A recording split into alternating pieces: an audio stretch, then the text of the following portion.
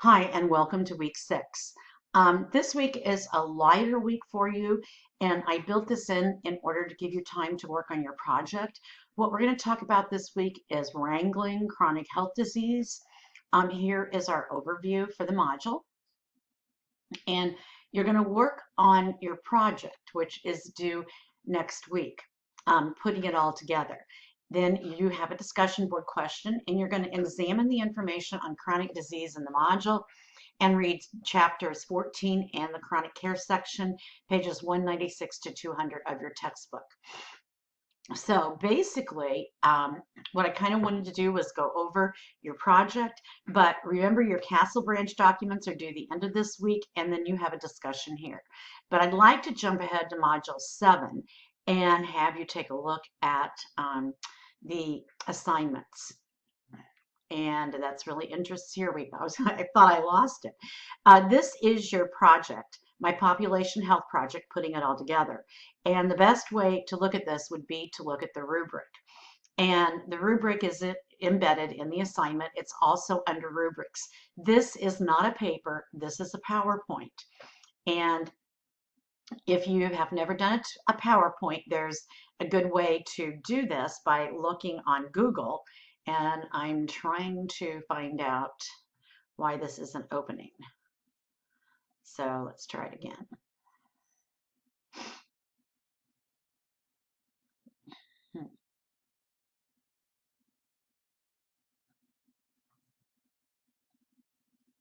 Here we go. All right. So basically you have done your windshield assessment. You have looked at data about your county, and you're going to identify either a health issue or problem or something that you think would make your community healthier. And so basically, this is a modified population community-based assessment where you're analyzing the data, you're examining and determining appropriate interventions, and you're looking at methods to implement and engage community stakeholders and determine methods to evaluate it if you are effective. So who are your community stakeholders? Well, of course, they would be your elected officials, the mayor, the police chief. Well, he's not elected. Superintendent of school boards. Anybody who would benefit from this or have a say-so, or would directly or indirectly impact, maybe even some of your business owners, obviously the clients in your community. So you're going to prepare a PowerPoint with speaker notes where you're going to synthesize, which means to put all this information together from your data collection and what you saw, what you read, and you're going to pick out a population in your community, and you are going to determine a health issue you want to address. So it's the same thing: assess, diagnose, plan, implement, and evaluate. So you've done parts of it through the course, and this PowerPoint will pull it all together. Now, this PowerPoint is worth 40 points, which is a big chunk of your grade. So let's go through what you're going to do. You're going to have a title slide with your name, the class, the date, and the topic. You will have an introduction, the importance of the project with a clear purpose statement. Why are you doing this? And you want to give us an overview of the windshield survey. So basically, an overview of the findings from the county health rankings and other pertinent data. And then you want to describe 2 types of health issues that are prevalent either in what you see or what you read. So you want to look at Healthy People 2020 and clearly identify the health issue you are addressing. It's just like, you can't say safety. Is this environmental safety? Is this safety in relationship to premature birth? What is this? Don't make the topic global. Narrow, narrow, narrow.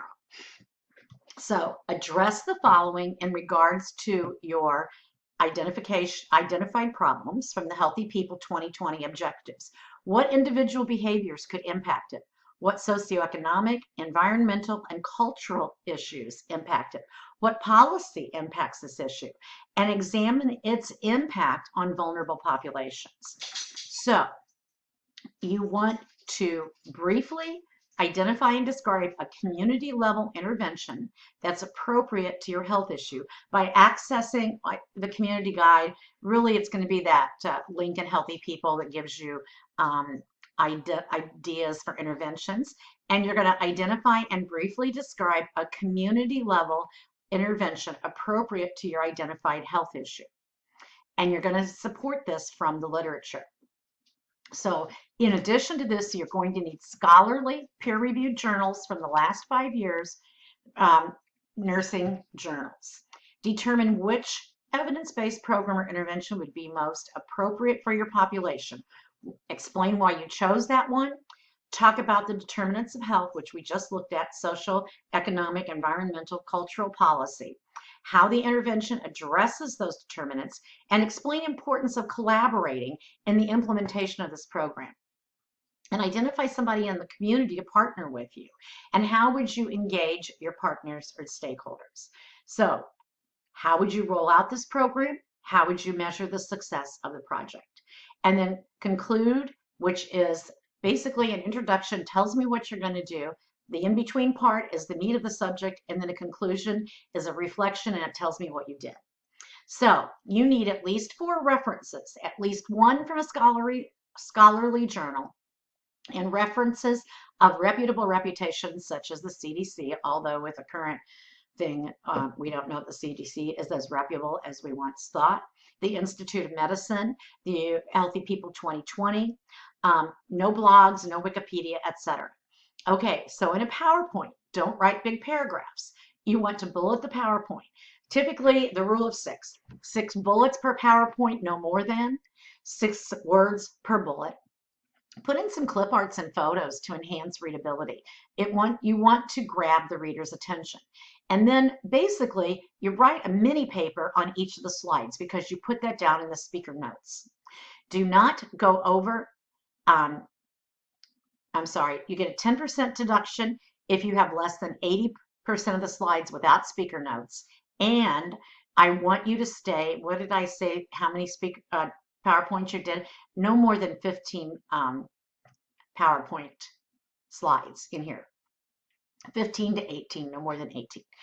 Always pay more attention to the areas that have the most points. So when you give your overview, we don't need in-depth details of your windshield survey. We need a summary.